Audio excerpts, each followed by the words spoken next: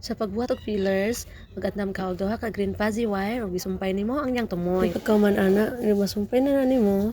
Ang tumoy ana niya magbuhat ka og bilog na porma og dahon. Then ilak pud nimo no lisod pod matanggal di na mahimong bilog ka manog sunog kay imo sa tautaran no kailangan maglisod pud kay kunitan din nimo dito nga init kayo. Sa gilid sa imong lisunugan, magbuhat pud kag bilog kay para maporma na pud siya og dahon. Unya baliktaron na pud nimo, dayon diha na pud kaspikas magbuhat og dahon na pud niya ug imo nang i-roll para malak siya og dili siya mga tanggal. Ikaw man og lock is magsunog do ka sa ilalom ana niya. Gamay lang gyud ang isunog guys ha. So gagmayon ra gyud nato nagsunog dira kay para makaabot ta og 11 ka dahon. 5 side by side og ang babaw ana is ika 11 na siya. Ang mao na balik-balik lang gyud na ang atong pagbuhat ana. Sunog na pod and then bilog-bilog sa kilid, sunog na pod hantod nga maabot siya og 5-5. So, sundan na lang ninyo na ang nasa video guys kay di na ako mag voice over kay kusog ang ulan dire. Bye.